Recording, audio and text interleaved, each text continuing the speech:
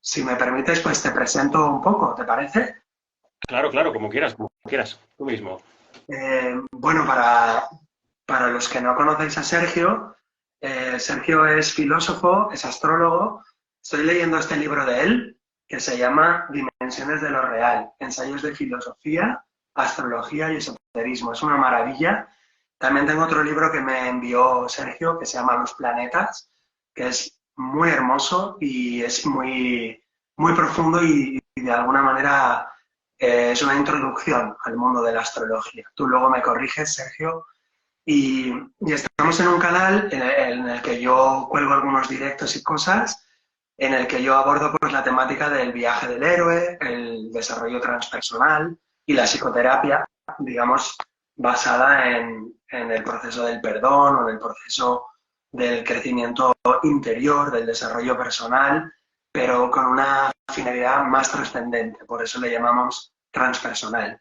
Y bueno, hechas estas pequeñas presentaciones y un poco torpes, me disculparéis, pues bueno, la idea que tenemos, Sergio y yo, es eh, compartir una charla informal, sin una estructura muy determinada, y el título que le hemos dado es Símbolos y Arquetipos, y bueno, pues quiero que sea algo abierto, que sea algo rico, que también podamos dejar al final pues quizá 15 o 20 minutos para preguntas y respuestas de vosotros.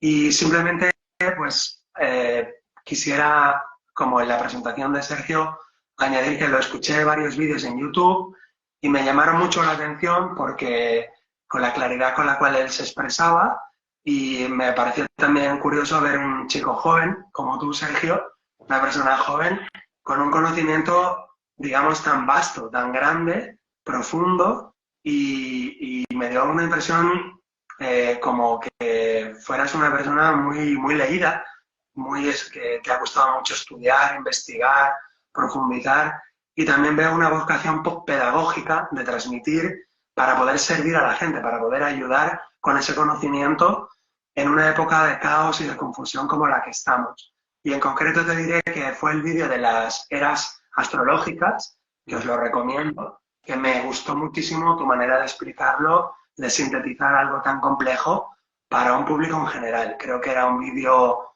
de hace unos 3 o 4 o 5 años, ¿no? En Barcelona. Sí, exacto, en Plural 21 en Barcelona hace 4 o 5 años, una conferencia. Sí, sí, Ajá. sí.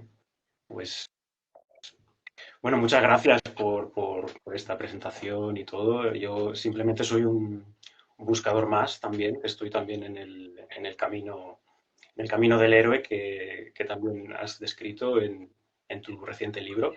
Y bueno, simplemente eso, o sea, no, yo sigo en camino y sigo buscando y enseñando y transmitiendo también, ¿no? No sé si se me escucha bien, ¿no? Sí, sí, sí, ¿Sí? muy bien. Vale, Que nos perfecto. diga la gente que nos está escuchando si se oye bien a Sergio y a mí. Sí. Y aprovechamos también para saludar a Osasueli, a Karina, a Isabel. Perdonad si se me pasa alguien porque en Instagram es difícil seguir los mensajes. Ya sabéis que van saliendo mensajitos.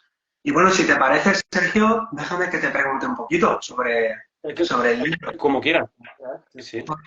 Porque lo que quería comentarte, Sergio, es que, bueno, lo he estado echando un vistazo en general, así todo el libro, y luego he empezado por la introducción y por el primer tema, que es el de filosofía, y a lo mejor no estoy como súper, digamos, de acuerdo en todo, pero en general me parece maravilloso y creo que es muy necesario porque necesitamos como mapas de la realidad.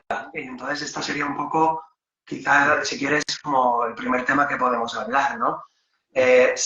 Tú porque has estudiado las tradiciones antiguas, el Islam, el cristianismo, el budismo, así como yo, también he estudiado las religiones antiguas, el simbolismo universal de diferentes culturas y de alguna manera nos hemos preocupado por la filosofía antigua, la filosofía clásica y el devenir de la filosofía desde la antigüedad hasta ahora. Pero para la gente, por así decir, profana, que no está metida en nada de estos temas, la realidad, ¿cómo se le aparece?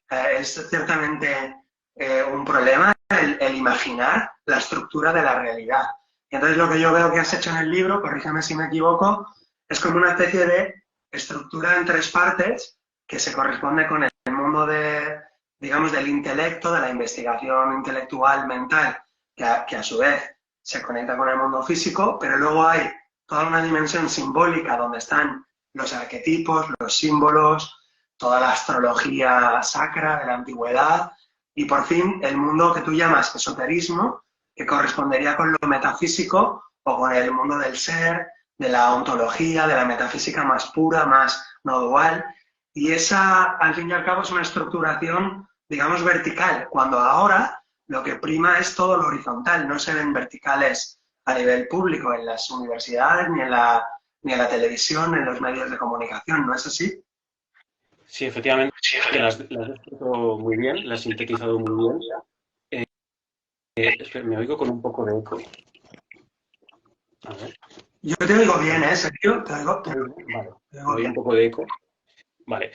Sí, como comentaba, las has descrito muy bien, muy buena síntesis. Yo ahí recopilé varios artículos que había escrito, pues también desde los años que había estudiado la carrera de filosofía, por eso hay algunos que son más filosóficos, pero quise insertar también el campo simbólico de la astrología, porque yo ya, mientras estudiaba filosofía, pues también estaba indagando por mi cuenta, investigando la astrología, que es un saber antiguo simbólico, ¿no? Entonces, pues hablé ahí como de tres dimensiones de percibir la realidad, ¿no? Una primera dimensión, que sería la que percibimos con los cinco sentidos, que da lugar a lo que está llamado a veces el empirismo dentro de la filosofía, y que también la ciencia, todo lo que es un mundo externo que percibimos con los sentidos, ¿no? De ahí también, bueno, se extraen teorías filosóficas también, ¿no? Pero luego hay una dimensión intermedia que nos conecta con la psique, con el alma, que hablaban los antiguos, que ahí ya el lenguaje de ese nivel se codifica mediante símbolos, mediante símbolos. Y ahí hay pues toda una serie de ámbitos, de saberes antiguos, tanto, bueno, los pitagóricos, por ejemplo, numerología, la cábala judía, pues lo que es la astrología misma presente en todos lugares, pues ya son saberes que ya se han excluido de la academia, pero que codifican la realidad a través de símbolos, ¿no? Y luego, pues ya un tercer nivel, como bien has dicho, sería metafísico, que ya es el que nos conecta directamente con el espíritu, con lo espiritual, que incluso ya trasciende puramente lo individual, ¿no? Que es el que está en el núcleo de todas las tradiciones sagradas, ¿no? En última instancia, ¿no? Cómo nos relacionamos con la trascendencia, por decirlo así, porque tampoco es una relación, porque ahí sería un ámbito ya de pura no dualidad, en el que ya entre sujeto y objeto ni siquiera verticalmente ya se llega a ese estado, ¿no? Más de conciencia unificada, ¿no? Entonces, básicamente lo hice así en estos tres niveles, ¿no? Un poco de lo que decías de establecer como un mapa de la realidad, porque hoy en día, claro, vivimos en sociedades desacralizadas, que la deriva moderna y posmoderna, que también soy bastante crítico en el libro también, como filósofo que diga, a todo lo que es la modernidad y tal, claro, no hay ningún mapa de la realidad, entonces la sociedad está abocada pues a un nihilismo, que se ha llamado a veces, ¿no? Ya, que Nietzsche ya vaticinó, y a un relativismo, es decir, que no hay ya verdades absolutas. Y claro, esto también la posmodernidad se ha hablado a veces que es como la época del fin de los grandes relatos. Esa frase se ha dicho en filosofía, el fin de los grandes relatos, el fin de la metafísica, como con orgullo, ¿no? Como algo superado en la posmodernidad. Y claro, nosotros que intentamos recuperar es la dimensión simbólica, la dimensión de sacralizar la realidad y es recuperar precisamente esos grandes relatos, ¿no? Como Sí. has hecho tú también, ¿no? Como estás haciendo tú también. Entonces, justo ir un poco en contra de esta decadencia posmoderna, nihilista y relativista para dar un sentido a la realidad, a la cosmovisión en la que estamos, que se ha perdido totalmente, ¿no? Y Sergio, yo ahora me aprovecho porque tengo curiosidad al leer tu libro, me van saliendo muchas preguntas y aprovecho de tener el autor, es una gran suerte. Me sale la pregunta, Sergio, de, ¿tú crees que esto que está pasando, la modernidad y la posmodernidad, que es un nihilismo, un deshacimiento de todo lo vertical y un todo vale, un relativismo absoluto, a perspectivismo total?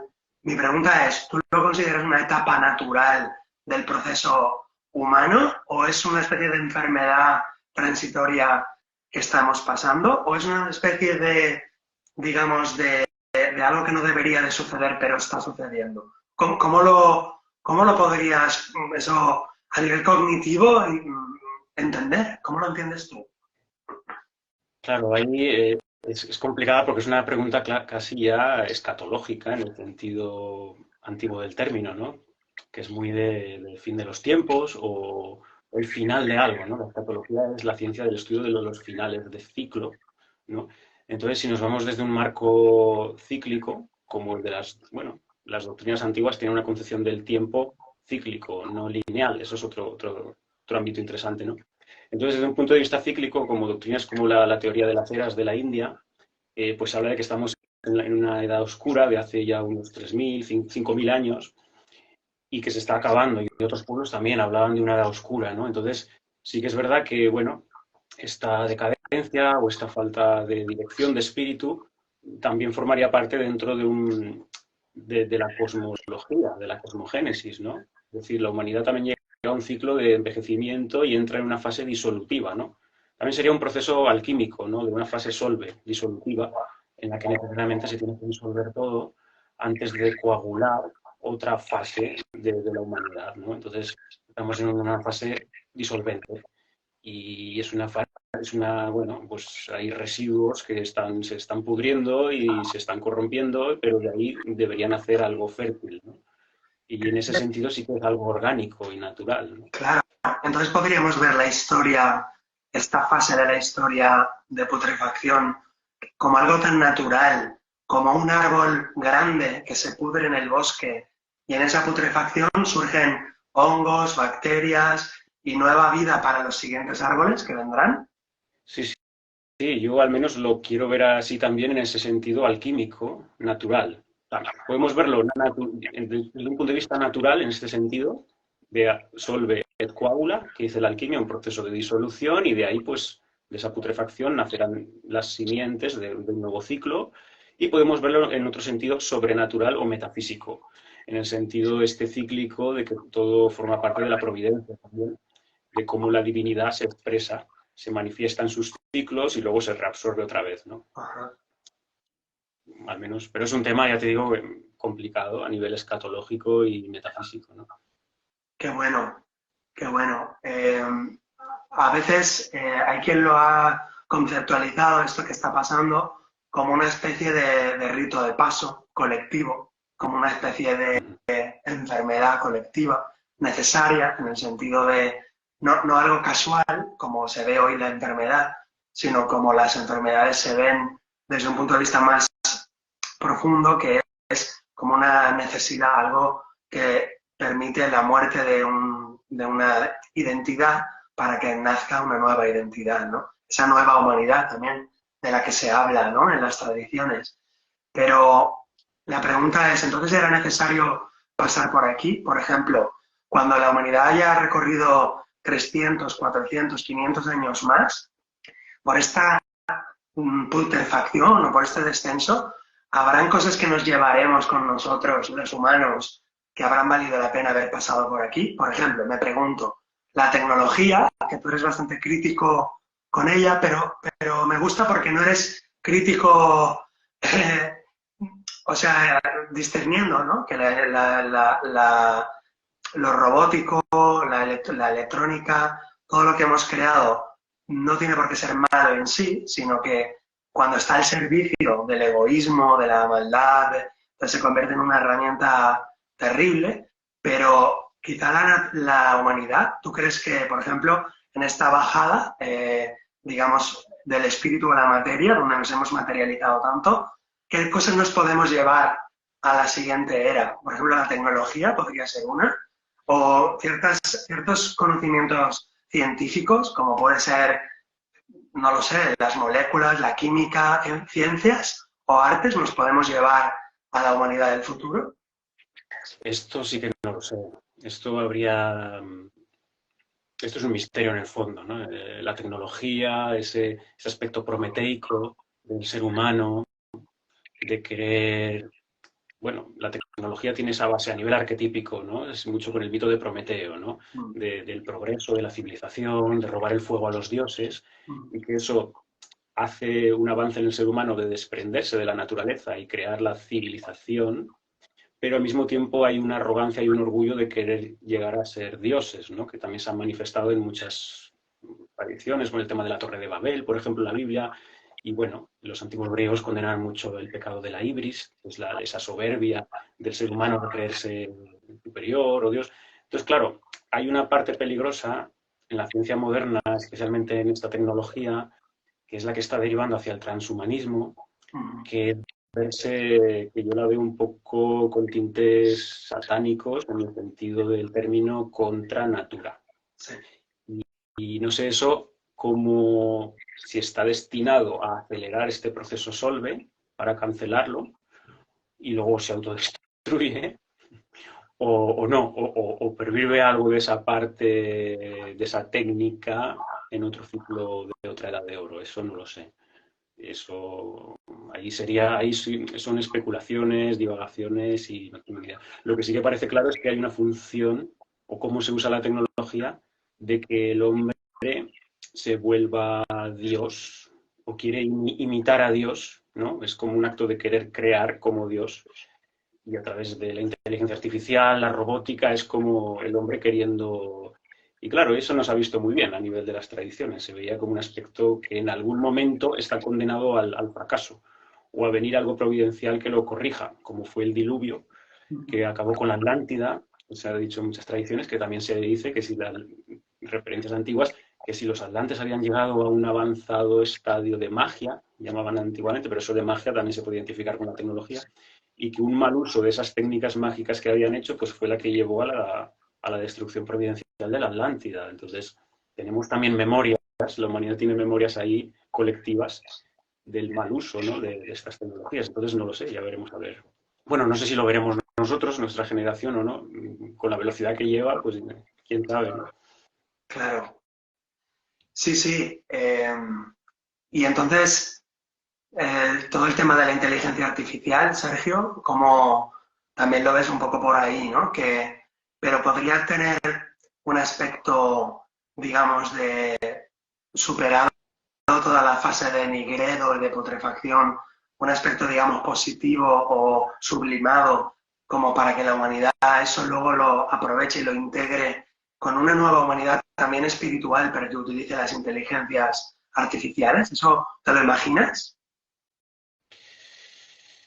No lo sé, yo personalmente soy bastante crítico con este tema de la tecnología, lo veo como un juego de la divinidad, de ocultarse en la ignorancia, como se llama en la India, porque aunque se llame inteligencia artificial, o sea, no veo que se vaya a llegar a esa singularidad que llaman algunos científicos, de un fenómeno de singularidad en el que la máquina tome una autoconciencia por sí misma, Uh -huh. que le llaman, bueno, singularidad lo usan para muchas cosas, ¿no? Pero y bueno, hay teorías que dicen que, bueno, dentro de 20 años, para el 2035, entre el 2035 y el 2050, hay teorías dentro de este marco transhumano que dicen que la inteligencia artificial puede llegar a esa singularidad de tomar autoconciencia. Lo que pasa que eso es desde un punto de vista puramente materialista, que es el de Claro. la ciencia actual. Es decir, de un punto de vista, una cosmovisión materialista que dice que la conciencia la genera la materia. Uh -huh. Entonces están proyectando la materia eso y bajo un punto de vista, una cosmovisión espiritual, esto no tiene sentido, no se va a poder, porque la materia no crea la conciencia y el espíritu, es al revés, es el espíritu el que se densifica. Claro, Entonces yo creo que están destinados al fracaso en este sentido, de claro, llegar a esa singularidad. claro, yo me refería en la pregunta a llevarse la humanidad algo bueno de toda esta bajada, en el sentido de maquinaria, tecnología útil para el futuro, aprovechar esta época tan negra para llevarse cosas interesantes, pero no me refería a que la inteligencia artificial cogiera independencia o conciencia, porque evidentemente ahí coincido totalmente contigo en que eso es una visión del paradigma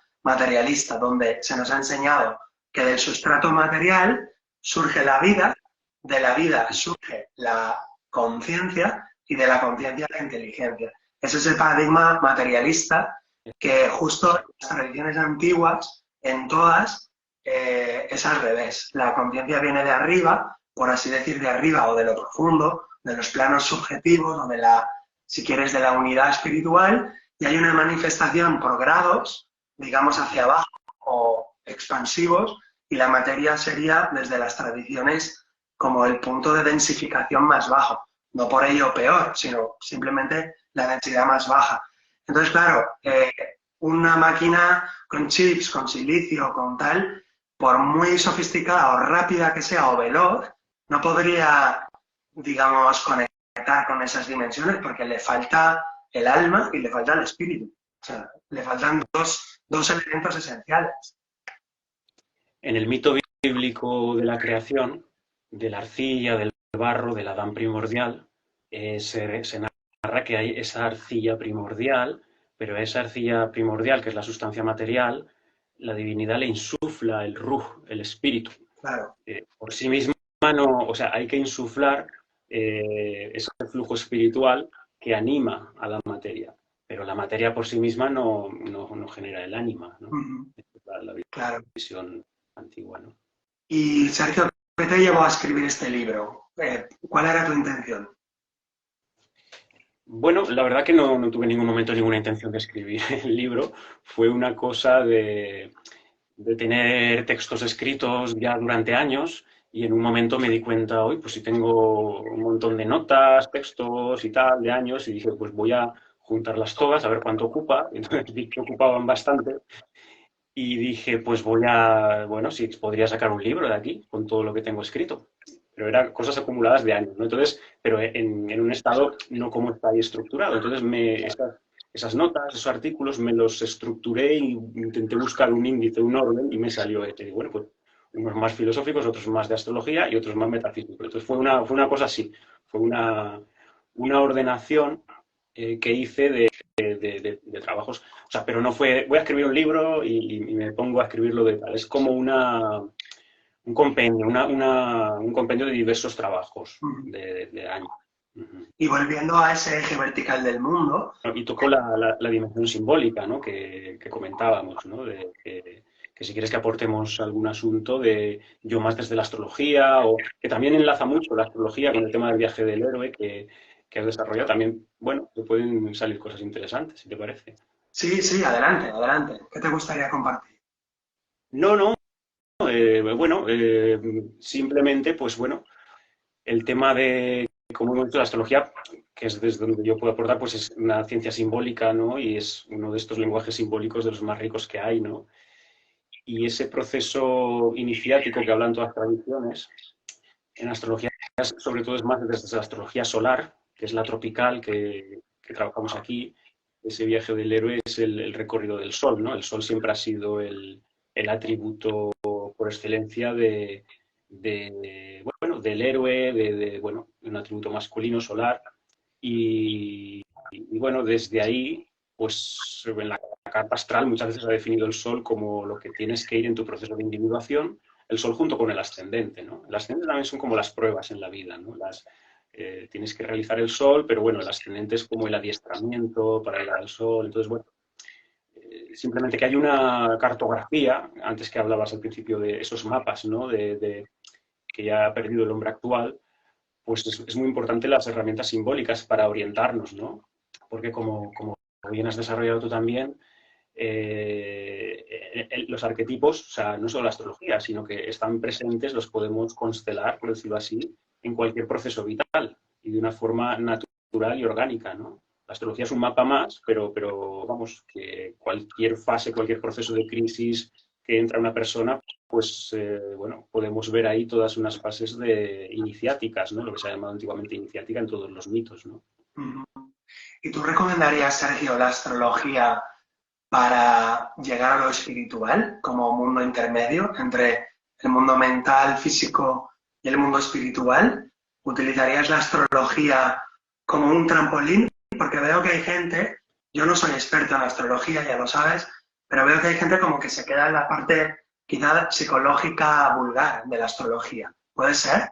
¿Y cómo se podría dar el salto a la dimensión no dual, a la dimensión más espiritual desde la astrología?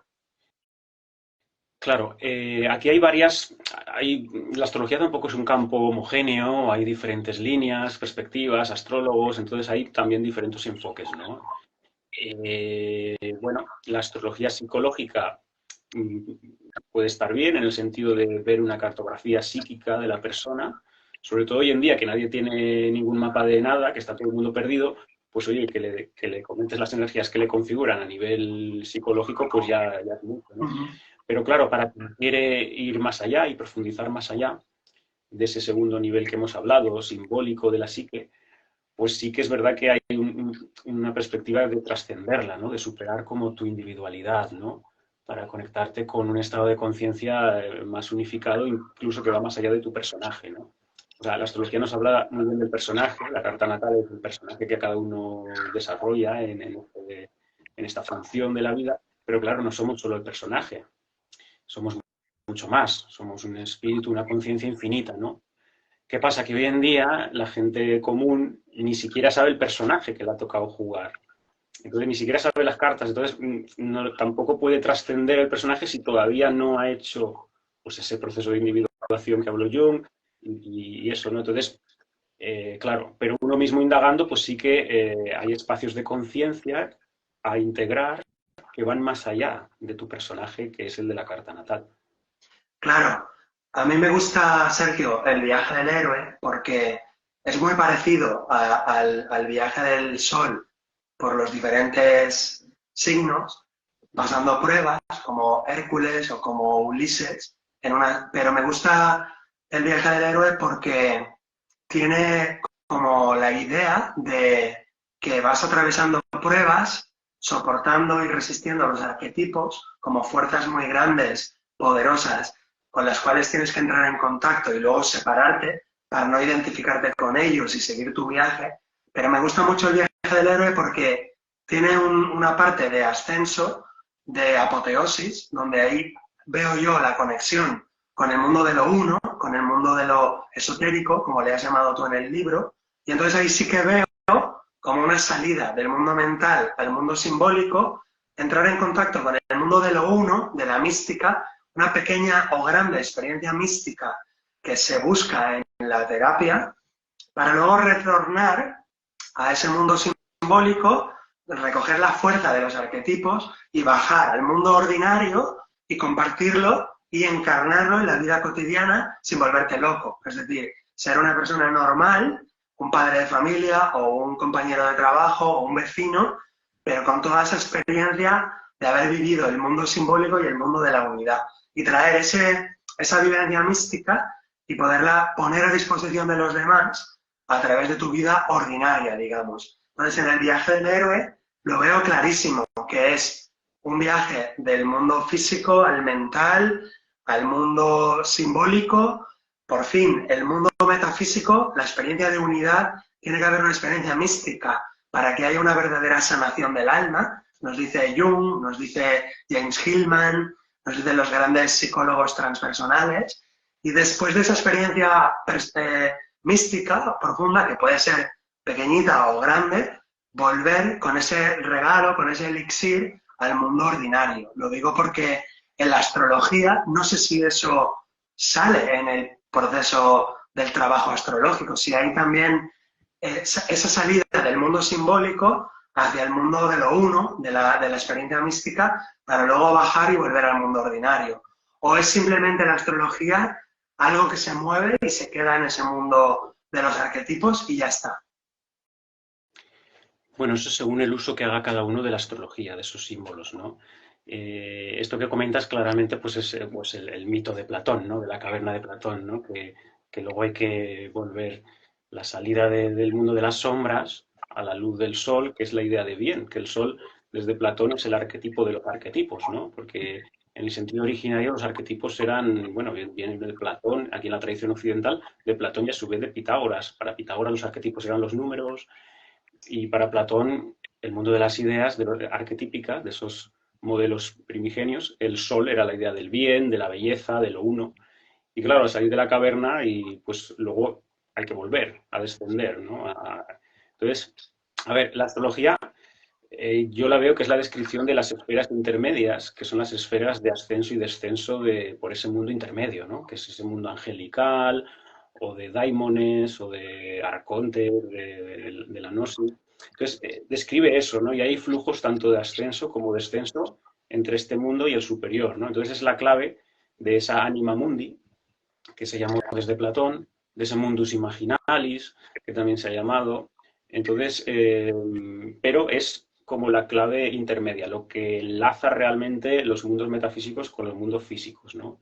Entonces, tanto nos puede servir de ascenso como de descenso, ¿no? Es como una escalera, sería como la escala de otro símbolo también arquetípico, pues que es esa verticalidad, que es pues eso, las esferas planetarias en las que estamos, pues es esa escalera y por ahí pues, podemos ascender y descender también. No solo hay un proceso solve y un proceso coágula, para decirlo también alquímicamente. Porque las fases de la obra, por ejemplo, también es lo que dices de la obra alquímica, eh, la obra al negro, al blanco y al rojo que se llama. La obra al negro es el proceso este de putrefacción que decíamos, de esa muerte iniciática, de entrar en esa oscuridad del alma, y luego de ahí tienes que clarificar el asunto, tienes que empezar a blanquear, se entra en la fase al blanco, que es purificadora, sublimadora de la materia, pero no acaba ahí la realización espiritual, porque luego en la obra al rojo es un aspecto coágula, luego tienes que coagular en el mundo de la forma la realidad espiritual. Entonces, un poco lo que dices, en la alquimia se ve muy claro, ¿no? Las fases iniciáticas, ¿no? La obra al rojo precisamente es poder vivir esa purificación que has hecho en la obra al blanco, pero ya de forma inmanente, de forma coágula en el plano de la forma, ¿no? Sí, es algo así como el zen en la plaza del mercado, ¿no? El plasmar, digamos, el nirvana o el moksha o la liberación en la plaza del mercado, en el día a día, ¿no? En También la, con los pucheros, como decía Santa Teresa de Jesús también, ¿no? claro, El ver a Dios hasta en los pucheros, ¿no? Como decía. eso es. Esa Y mística del... Sergio, sí, tengo una pregunta muy difícil, porque esto es una pregunta que me la han hecho algunas veces y no la sé responder de forma simple. Todavía estoy meditando sobre esto, que es lo siguiente. Fíjate, Platón habla de los arquetipos, o por ejemplo en las tradiciones antiguas, sin usar esa palabra, pero se entiende que hay unos arquetipos. Lo bueno, lo bello, lo justo, lo verdadero, quizás sean los nombres también de la divinidad, no lo sé, pero son los arquetipos platónicos, ¿no? Que tendrían que ver con esa realidad mística o esotérica de ese, digamos, centro del universo del cual tú hablas en el capítulo de lo esotérico. Pero claro, esos no son los arquetipos de Jung, los arquetipos junguianos son otra cosa. Entonces, la pregunta sería, ¿cuál sería la diferencia entre los arquetipos místicos y los arquetipos junguianos o los arquetipos, digamos, psicológicos? O sea, porque ¿no crees que a veces lo confundimos? Y confundimos a la hora de hablar unos arquetipos con otros. ¿O es lo mismo o cómo lo ves tú todo esto? A ver, Jung se inspiró, evidentemente, forma parte de su pensamiento de esta tradición platónica, ¿no? De que habla de un mundo arquetípico, sería en ese sentido un autor platónico. Lo que pasa que como psiquiatra, pues claro, él redefine un poco esa noción de arquetipo en un sentido más psicológico, ¿no? Como modelos que están en el inconsciente colectivo, en la memoria colectiva, que condicionan en cierto modo, ¿no? O sea, no son en un sentido puro, por decirlo así, claro, desde el punto de vista, por ejemplo, desde Pitágoras, como he dicho, de los propios números. O sea, si nos pusiéramos en el sentido puro del símbolo, el arquetipo original sería el uno, la idea de uno, y de ahí aparecerían los primeros números. Eso sería en el plano puramente metafísico, ¿no? Lo que pasa es que en la cosmogénesis, ese modelo que está en la mente, que es la mente del gran arquitecto del universo, es el plano abstracto, luego eso se reviste de color, de nombre, de forma en el mundo intermedio. Y entonces ahí es cuando aparece toda la parte como mitológica, por ejemplo, se antropomorfiza ese arquetipo en sentido abstracto, va tomando coloración y eso configura y codifica toda la cosmovisión de las culturas, ¿no?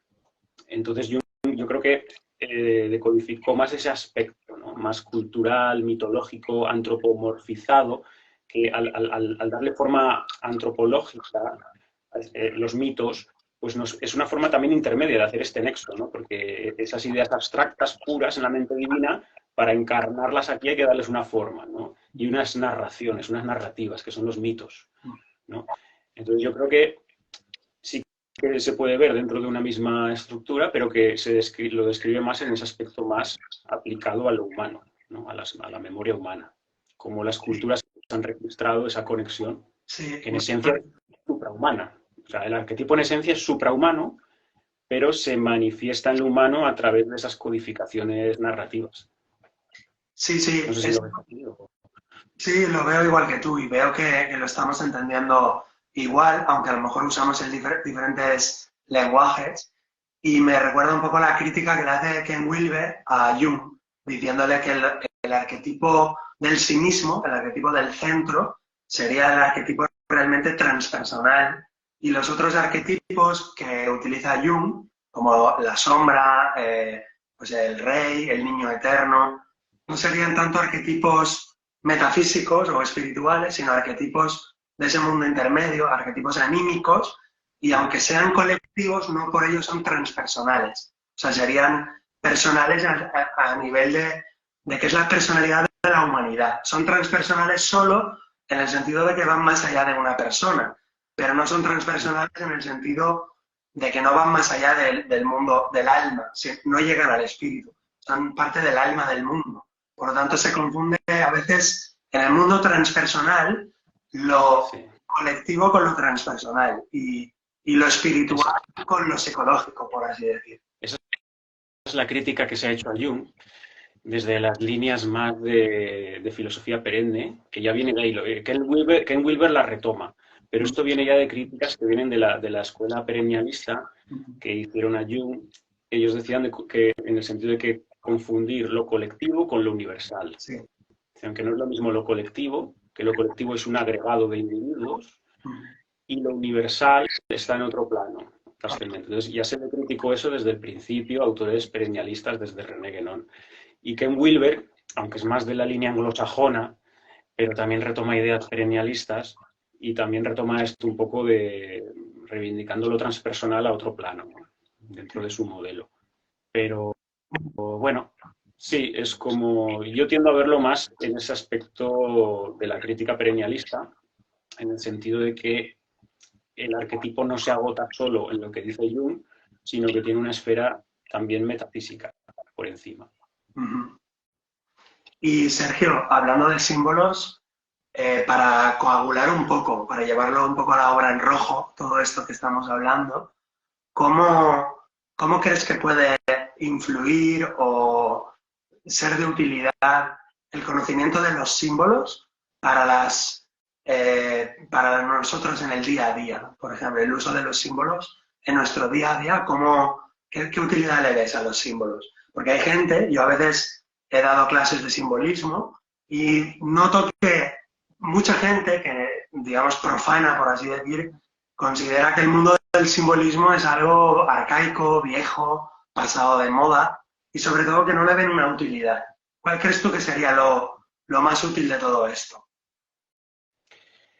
Claro, el tema está que la conexión con el símbolo y su poder implica también un compromiso y una implicación de la conciencia, ¿no?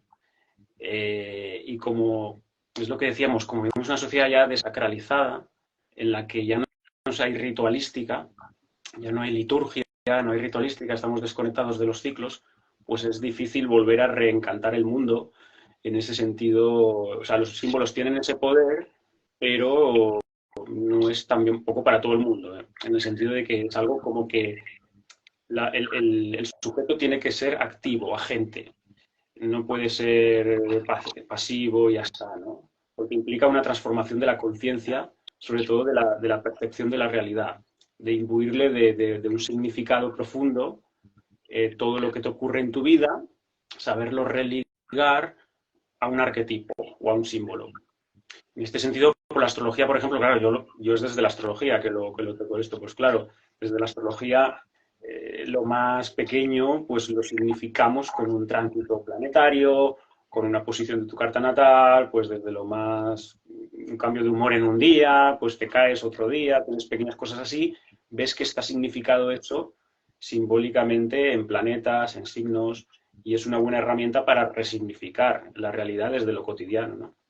No es la única, pero cualquier intento de llevar esta simbólica a lo cotidiano, pues es, bueno, y además que no solo es algo intelectual, que esto es importante resaltarlo también, no es una información mental intelectual, sino que es algo que ejerce un poder. Por eso el tema del poder del símbolo, ¿no? Ejerce un poder interno transformador en el que se constela la realidad, ¿no? de diferentes... O sea, los símbolos están constantemente... Es la estructura de la realidad, porque no vivimos en un caos, vivimos en un orden, en un cosmos, y ese cosmos está creado en base a unos arquetipos divinos, que luego toman esa forma humana y tal. Entonces, claro, si te conectas con eso, pues entras dentro de esa matriz y se va ordenando tu vida. O sea, el tema está ordo a caos, ¿no? Que también se decía aquí, ordenar el caos, o sea, ordenar el caos de tu vida y qué mejor que con consignaturas arquetípicas o simbólicas. ¡Wow! Y hubieras desarrollado también aplicarlo eso a nivel en el proceso terapéutico, ¿no? Como bien has desarrollado en tu libro y esto, que me parece muy interesante también, poder ver esas fases tanto en el paciente como en el terapeuta, de saber reconocer los diferentes arquetipos en su secuencia iniciática, en su secuencia evolutiva de la conciencia, pues es muy interesante porque cualquier persona en su vida lo puedes ver esto, ¿no? Nosotros lo vemos desde la astrología, la persona nos cuenta cosas de su vida y lo vamos viendo todo en el mapa astrológico, que también lo vamos religando. O sea, porque no ocurre nada, no hay ninguna vivencia que no esté dentro de este orden, aunque la persona no lo reconozca de primeras, ¿no? Exacto, me encanta lo que dices porque, wow, es fascinante. O sea, que cuando una persona mira un símbolo, si ella participa activamente, reconoce ese símbolo, entiende el significado y lo puede utilizar como para conectar con esa dimensión del alma del mundo y por lo tanto podría llegar a ordenar un poco su alma, podría poner orden en el caos. Bien, sí, sí. Yo he visto en el proceso terapéutico que, ¿cómo te diría? Los primeros años estás acompañando a personas y vas haciendo técnicas, ejercicios, ¿no? Y al cabo de unos años vas viendo que hay una especie de guión o de estructura, digamos, universal en todos. Y entonces ahí es donde veo y descubro que el viaje del héroe es una estructura narrativa que se puede equiparar perfectamente a cualquier proceso terapéutico, sea de una sanación física como de una sanación psicológica o lo que sea, en el sentido de que siempre la persona tiene que pasar por un alejamiento, por un retirarse del mundo ordinario, en el sentido de permitirse pensar de otra manera, sentir de otra manera, apartarse de lo conocido, pasar las pruebas, enfrentar el dolor de la infancia, de la adolescencia, del padre, de la madre, en fin, que descubro que hay una narrativa en el alma, como si las almas humanas tuvieran una teleología, tuvieran un destino, si quieres, o una finalidad. Que el otro día vi una charla que tenías sobre el destino o el libre albedrío con un colega tuyo argentino y era súper interesante precisamente porque es un debate eterno, ¿no? ¿Libertad o libre albedrío? O sea, libre albedrío o destino, es un debate eterno. Sí, sí, milenario, milenario. Es un tema... Toca niveles muy profundos del alma, ese tema de libre albedrío y el destino, ¿no? Y a veces una forma de resolverlo es como tu libertad es cumplir tu destino. O sea, te liberas cumpliendo tu destino. Y hay una forma como de intentar resolver esa aporía o esa contradicción, ¿no? Y luego hay otra paradoja, Sergio, ¿no? Porque la persona que va haciendo su proceso de individuación se va liberando de los arquetipos familiares o sociales o culturales para llegar a ser un individuo, para llegar a ser libre, pero también desde otro punto de vista, ese ser libre e individuado obedece cada vez más las leyes originales, o obedece, digamos, esa inocencia primordial y ese dharma o ese Tao, de manera que se libera de una cosa, pero no se esclaviza, pero sí se somete voluntariamente a la ley divina, a la ley cósmica, ¿no? Sí, sí, totalmente. O sea, es como ese dharma, hay un orden cósmico. Lo que está claro es que hay un orden. No se manifiesta nada sin seguir un patrón que está previamente a la manifestación, desde este punto de vista espiritual, ¿no? Entonces, claro, la cuestión es comprender ese patrón tanto a nivel universal como a nivel individual. ¿Cuál es el patrón que te ha individualizado? Porque si eres un ser individual, tu diseño también tiene que tener un patrón previo. Claro. Planetario, kármico, de tu alma. Claro, porque si no, no te habrías manifestado. O sea, porque para manifestarse es que por primero hay un guión. Y en última instancia ese guión, a un nivel arquetípico puro fino, es pura matemática. Por ejemplo, que es lo que demuestra la astrología, porque la astrología como está ahí en medio, pero la astrología demuestra que también el cosmos está ordenado cíclicamente según patrones matemáticos. Y eso es lo que te configura. Entonces hay una matemática, en este sentido pitagórico, que es la que va tejiendo también, porque todo funciona con unos ritmos, con unos ciclos, con unas temporalidades. Entonces está todo como entrelazado, ¿no? ¡Wow! ¡Qué bueno! ¡Qué bueno! Pues bueno, seguiré leyendo tu libro, lo voy a enseñar otra vez porque lo ha preguntado algún espectador. Dimensiones de lo real. Ensayos de filosofía, astrología y esoterismo. Y también enseño mi libro, que lo acabo de publicar. Yo no lo tengo aquí ahora, pero...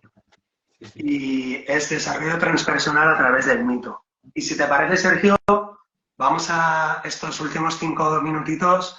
Si tenéis alguna pregunta, queridos amigos, si queréis hacer alguna pregunta a Sergio o a mí, pues podéis ponerla aquí en el chat y intentaremos responderla. Y aprovecho para saludaros a todos y a todas, mandaros un abrazo grande. Eduardo ha estado muy activo. Eduardo, gracias. Eduardo ha comentado sobre Joseph Campbell, sobre la etimología de las palabras. Muy importante, Eduardo. Y además veo que Sergio, me encanta, otro de los trabajos que hace en el libro es siempre ir a buscar la etimología de las palabras. Eso a mí personalmente me encanta porque me ayuda muchísimo a entender cómo la captación de la esencia profunda de esa palabra, de lo que está queriendo decir. Es una maravilla. Es que esto a lo mejor, pues como filósofo y eso, pues es un defecto profesional, bueno, o virtud, no sé, profesional de buscar un mínimo de rigor, porque claro, cuando usamos el lenguaje,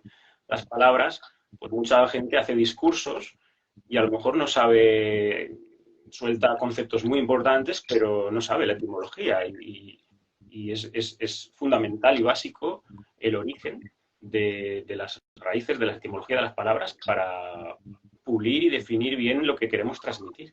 Porque es nuestra herramienta el lenguaje y el lenguaje en última instancia también es una facultad divina en el hombre, que es ese verbo divino que hablan también de otras tradiciones. Entonces, en los orígenes, aunque las lenguas después de la Torre de Babel y simbólicamente la confusión de las lenguas ya se han degenerado, pues, viene bien hacer esa búsqueda del origen, porque en el origen era algo revelado también la lengua. Estaba más conectada con ese verbo divino, ¿no? Entonces siempre nos puede ayudar la etimología. Imprescindible.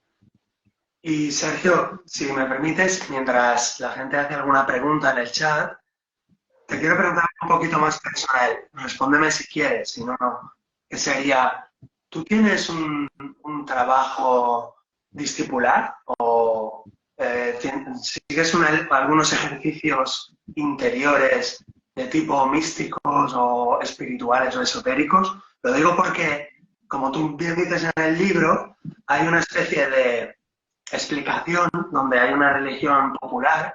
En el caso de Grecia, por ejemplo, hablas de la religión olímpica, los dioses. Podríamos decir en el Islam o en el cristianismo también tenemos una religión a nivel cultural, pero luego aparecen como las líneas iniciáticas que buscan experiencias individuales, incluso relaciones de maestro y discípulo, que la finalidad, según entiendo yo, es llevar o acompañar a ese discípulo por esa dimensión simbólica a través de las iniciaciones hacia el contacto con lo sagrado, con lo real. Entonces mi pregunta para ti es, ¿cómo lo haces tú eso?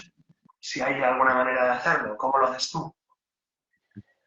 Bueno, es una pregunta que nos llevaría también a otros ámbitos, pero bueno, yo estuve muchos años en el sufismo, en líneas más vinculadas al sufismo, Luego fui evolucionando más hacia la India, hacia líneas del judaísmo de Cachemira, y, y más o menos fue mi recorrido, ¿no?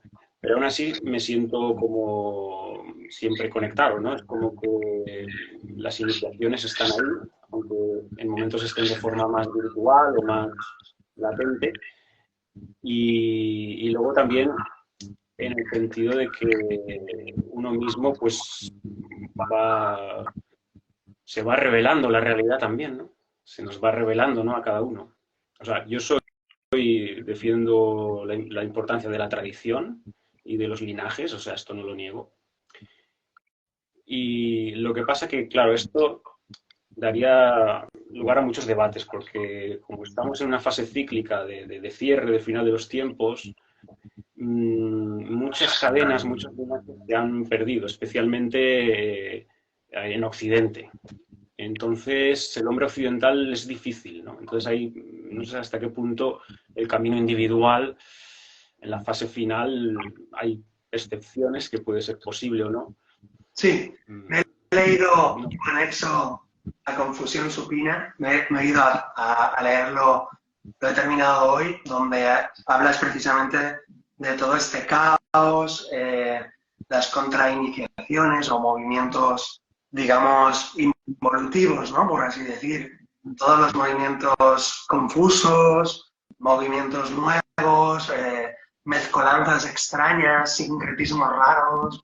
Y entiendo cómo lo explicas y entiendo que las tradiciones ancestrales nos aportan, por lo menos es como cuando quieres beber agua en el río, pues lo que uno debería hacer es ir a la fuente, ¿no? Ir a ascender el río y beber agua en el lugar más puro, más limpio que encuentre. Y no beber agua donde ya está el río, digamos, sucio, contaminado. Entonces, la tradición ancestral de cualquier linaje, por lo menos es, entre comillas, una garantía de ir como buscando la fuente más pura, lo entiendo. Pero también, también te pregunto, ¿debería entonces, a lo mejor en medio del caos, aparecen linajes nuevos que los podemos confundir con caos y sincretismos? Y a lo mejor es un linaje nuevo que está apareciendo y que de aquí a 2000 años se demostrará como algo puro, ¿no? Esto según desde qué punto de vista te sitúes, porque, por ejemplo, desde las tradiciones semíticas y especialmente del Islam, se considera al profeta Muhammad el último profeta. Entonces se considera que no va a haber al menos un nuevo profeta que abra linajes nuevos. Desde ese punto de vista se considera que no.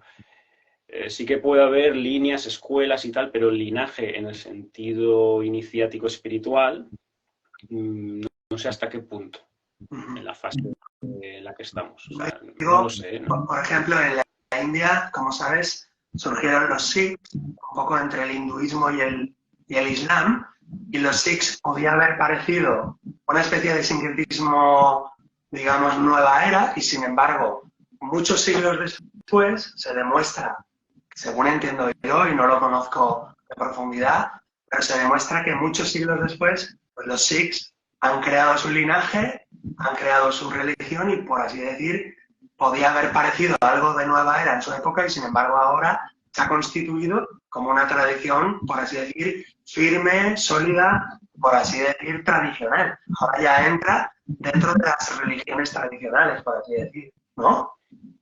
Sí, sí, desde ahí sí, desde el punto de vista religioso, sí que, bueno, puede haber movimientos religiosos y hay movimientos religiosos modernos también en Estados Unidos, que, por ejemplo, los mormones, o lo que pasa que ahí ya vienen más de como de la parte protestante, son como sectas más cristianas protestantes, ¿no? Que hay muchas, ¿no? Pero sí, no sé, desde el punto de vista religioso puede haber, yo esto no lo niego. Yo me refería a un sentido más profundo iniciático, que es más difícil, más complicado. Y Eduardo nos pregunta, Sergio, Héctor, ¿podrían comentar un poco los arquetipos en relación al presente, algo caótico que vive la humanidad? Para ti, Sergio. Bueno, ¿qué arquetipo, por ejemplo, con qué arquetipo definiríamos al momento actual de la humanidad? No sé, arquetipo de una carta del tarot, por ejemplo, o un signo del zodiaco, o como... Por ejemplo, ejemplo, en la alquimia lo hemos asociado con la nigredo, la putrefacción. Sí. ¿Y en la astrología, con qué arquetipo lo relacionaríamos? Uf, es que podrían ser muchos, ¿no? O sea, a ver, si pusiéramos a Nigredo sería Escorpio ese proceso de putrefacción, de muerte, de transformación, ¿no? Pero bueno, también está el tema de Acuario, que si entramos en un ciclo más de aire, de Acuario, también con el tema del desarrollo tecnológico. Entonces hay un arquetipo de Acuario muy fuerte ahora que estamos viviendo, también por unos tránsitos astrológicos de Plutón que va a entrar en Acuario. Entonces el arquetipo de Acuario está muy fuerte ahora mismo en la conciencia colectiva, que es ese arquetipo que también se podría vincular con el mito de Prometeo que hemos dicho, ¿no? El tema ese de la tecnología, si genera un progreso o genera la autodestrucción. Entonces, sí que yo lo que veo es que a nivel colectivo resuena y puede resonar más estos años, este mito de Prometeo, ese mito de llegar a ser dioses a través de la tecnología o no, cómo usar la tecnología. Entonces, ahí sí creo que hay una resonancia fuerte a nivel colectivo. Y el miedo, pero también con miedos, ¿eh? Es que claro, es Plutón en Acuario esto que estoy diciendo. También como los miedos que remueven ese arquetipo. Si la tecnología, los peligros de la tecnología, los peligros de este avance, que puedan ser destructivos, que puedan usarse destructivamente o que jueguen en contra de nosotros, ¿no? O sea, el arquetipo de Plutón en Acuario es el que recién se ha empezado este año y nos va a acompañar los siguientes 20 años. Entonces, lógicamente, ese resuena bastante. Muy bien, muy bien. Muchísimas gracias, Sergio. Sergio, ha sido un placer. La verdad que no es habitual encontrar personas como tú que aman la sabiduría, el camino, la búsqueda y es un placer. Entonces, quiero recomendaros a todos los libros, el libro de Sergio, para que lo podáis buscar y disfrutar. Es muy profundo y es un mapa, por así decir, del universo, un mapa del mundo, de los mundos. Y creo que es necesario en esta época encontrar mapas de la realidad para ubicarnos. Y también, bueno, recomiendo mi pequeña aportación, el viaje del héroe a través del desarrollo transpersonal, que es el proceso psicoterapéutico utilizando las fases de Joseph Campbell. Y bueno, pues quiero daros las gracias. Sergio, muchas gracias a ti y a todos por compartir este ratito, este espacio. Si quieren, nos vemos un día en tu canal, Sergio. Claro. Muchas gracias a ti también. He estado muy a gusto. Se me ha pasado, la verdad que se ha pasado Sí. rápido el tiempo. La verdad que pasa una hora enseguida aquí tocando diversos temas.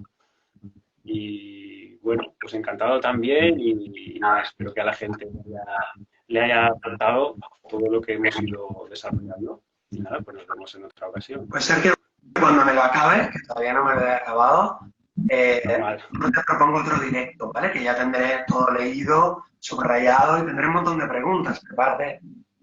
Muy bien, perfecto. Haremos lo que podamos. Muchas gracias, compañero. Un abrazo. Igualmente. Hasta luego. Gracias. Adiós.